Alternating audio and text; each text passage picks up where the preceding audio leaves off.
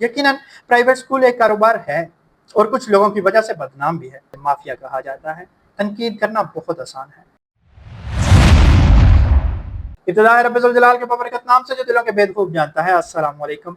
Private school, जिसे लोग बड़े आराम से माफिया कह देते हैं या सिर्फ एक बड़ा कारोबार समझ लेते हैं, हकीकत इतनी सादा नहीं। यकीनन प्राइवेट स्कूल एक कारोबार है और कुछ लोगों की वजह से बदनाम भी है।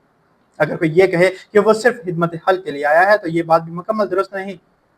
मगर अगर कोई अपना हक सही तरीके से अदा कर रहा है, दयानतदारी से काम कर रहा है, बच्चों को तालीम और तरबियत दे रहा है, तो ये सिर्फ कारोबार नहीं, ये एक जिम्मेदारी, एक जद्दोजहद, बल्कि इस महंगाई के दौर में एक तरह का जिहाद बन जाता है।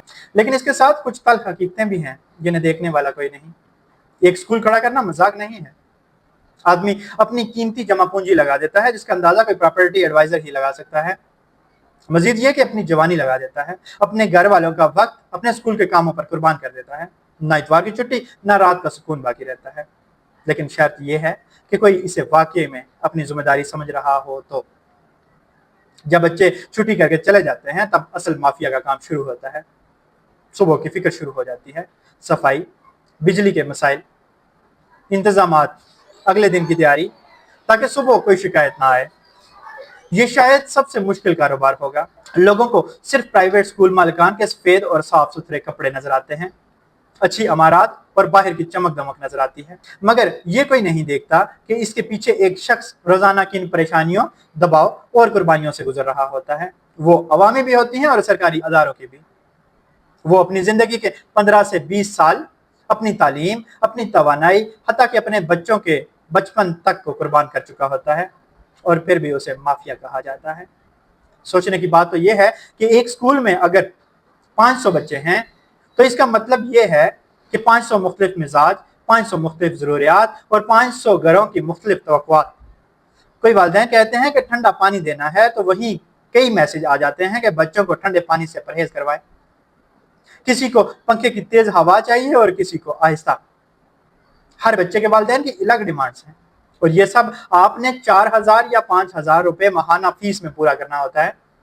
यानी एक बच्चा अगर 4000 रुपए देता है तो रोजाना तकरीबन 135 रुपए बनते हैं। अब जरा खुद हिसाब लगाएं, इसी 135 रुपए में स्कूल ने मंदरजा झैल सहूलियात फराहम करनी होती हैं, जिनमें एक दिन का हलल भी आ जाए तो इंतजामिया पर वालिदैन का शदीद गम और गुस्सा मौजूद होता है।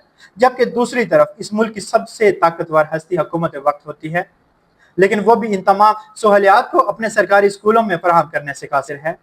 सिक्योरिटी हो आया जी, कैमरे, अच्छा क्लासरूम, स्क्रीन, वाइट बोर्ड और मियारी फर्नीचर, महंगी बिजली और पंखे, साफ सुथरा माहौल, जनरेटर, वर्कबुक्स, प्रिंटिंग मटेरियल, साफ सुथरा वाशरूम, 500 बच्चों के पीने का पानी और वाशरूम इस्तेमाल करने का पानी, निगरान इंतजामिया और सबसे अहम काबिल उसातिज़ा जो सारा दिन बच्चे की तालीम और तरबियत पर मेहनत करें। ये सब कुछ सिर्फ 135 रुपए रोजाना में।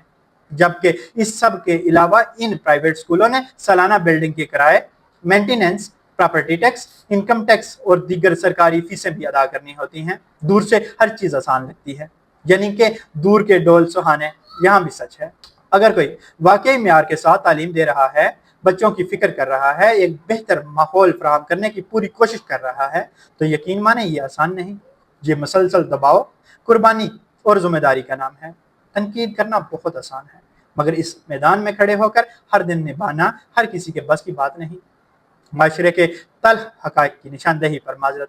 अल्लाह पाक आसानियां हासिल और तकसीम करने का शर्फ अता फरमाए। आमीन। जज़ाकल्लाह।